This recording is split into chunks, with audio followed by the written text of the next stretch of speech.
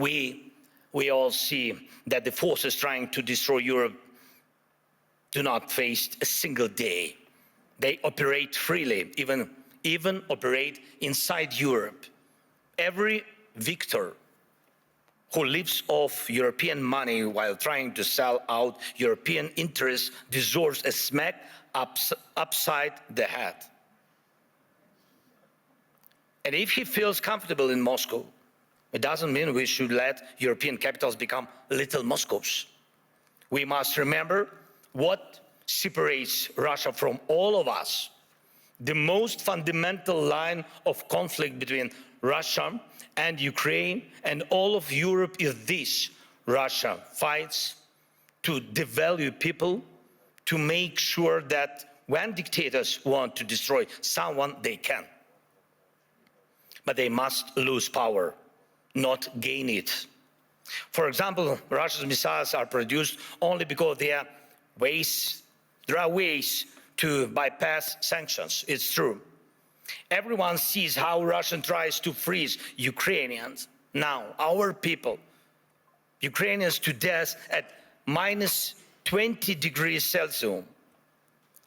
But Russia couldn't build any ballistic or cruise missiles without critical components from other countries, and it's not just China. Too often people hide behind the excuse that China helps Russia. Yes, it does. But not only China. Russia gets components from companies in Europe, the United States, and Taiwan. Right now, many are investing in stability around Taiwan to avoid war. But can Taiwanese companies stop contributing electronics to Russia's war? Europe says almost nothing. America says nothing. And Putin makes missiles. And I thank every country, of course, and every company that helps Ukraine repair its energy system. This is crucial. Thank you to all who support the Pearl program, helping us buy Patriot missiles. But wouldn't it be cheaper and easier to just cut Russia off from the components it needs for missiles production? Or even destroy the factories making them? Last year, most of the time was spent talking about long-range weapons for Ukraine. And everybody said that the solution was within range. Now, no one is even talking about it. But Russian missiles and Shaheeds are still here. And we still have the coordinates of the factories where they are made. Today, they target Ukraine. Tomorrow, it could be any NATO country. And here in Europe, we are advised not to mention tomahawks. Not to mention tomahawks to the Americans, not to spoil the mood. And we are told not to bring up Taurus missiles. When the subject is Turkey, diplomats say don't offend Greece. When it's Greece, they say be careful with Turkey.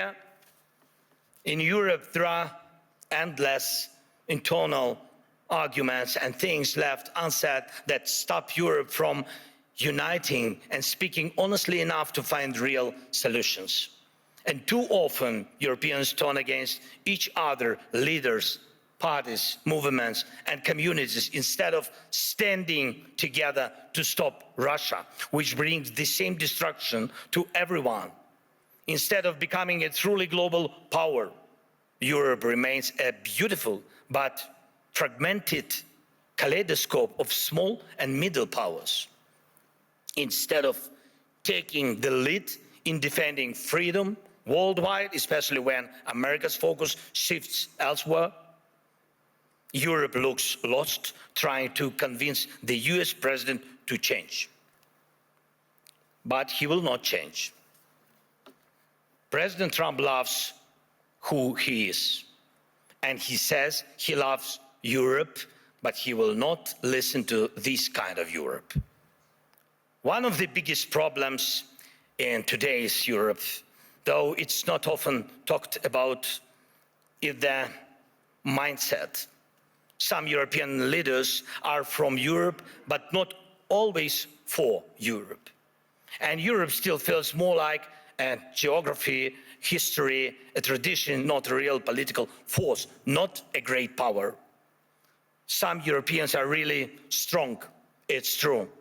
But many say we must stand strong, and they always want someone else to tell them how long they need to stand strong, preferably until the next election.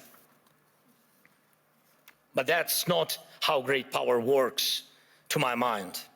Leaders say we must defend European interests, but they hope someone else will do it for them. And speaking of values, they often mean valueless. They are all like, we need something to replace the old world order with. But where is the line of leaders who are ready to act?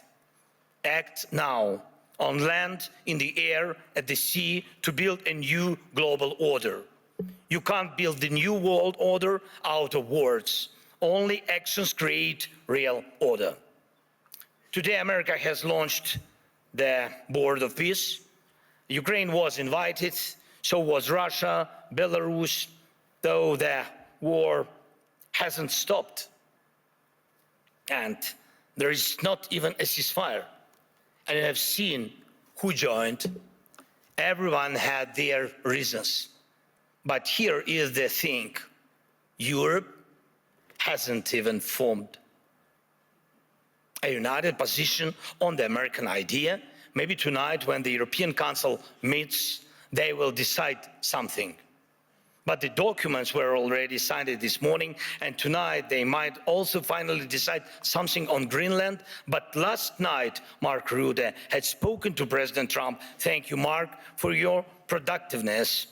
America is already changing its position, but nobody knows exactly how. So things move faster than we.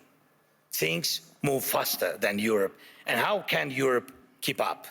Dear friends, we should not degrade ourselves to secondary roles, not when we have a chance to be a great power together. We should not accept that Europe is just a salad of small and middle powers seasoned with enemies of Europe.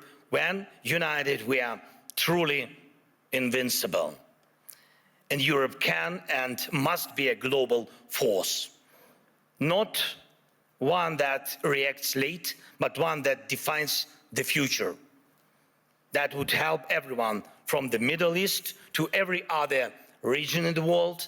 That would help Europe itself, because the challenges we face now are challenges to the European way of life, where people matter, where nations matter. Europe can help build a better world. Europe must build a better world, and a world without war, of course. But for that, Europe needs strength. For that, we must act together and act in time. And most of all, we must have the courage to act. And we are actively working to reach solutions, real solutions. Today, we met with President Trump, and our teams are working almost every day. It's not simple. The documents aimed at ending this war are nearly ready, and that really matters. Ukraine is working with full honesty and determination, and that brings results. And Russia must become ready to finish this war, to stop this aggression, Russian war against us. So the pressure must be strong enough, and the support for Ukraine must grow even stronger. Our previous meetings with President of the United States brought us air defense missiles, and thanks Europeans, they helped also. And today we also spoke about the protecting the skies, which means protecting lives, of course. And I hope America will continue to stand with us. And Europe must be strong, and Ukraine is ready to help with anything needed to guarantee peace and prevent destruction. We are ready to help others become stronger than they are now. We are ready to be part of a Europe that truly matters, a Europe of real power, great power. Today we need that power to protect our own independence, but you need Ukraine's independence too, because tomorrow you may have to defend your way of life. And when Ukraine is with you, no one will wipe their feet on you, and you will always have a way to act, and act in time.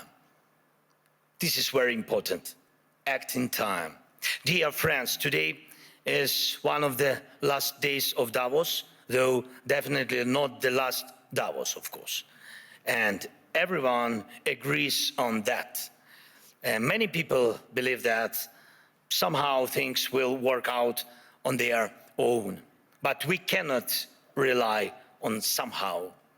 For real security, faith is not enough. Faith in a partner, in a lucky turn of events.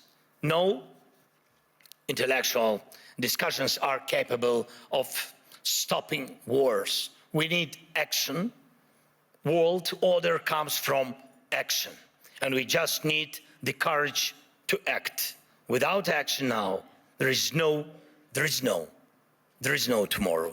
Let's end this Groundhog Day. And yes, it's possible.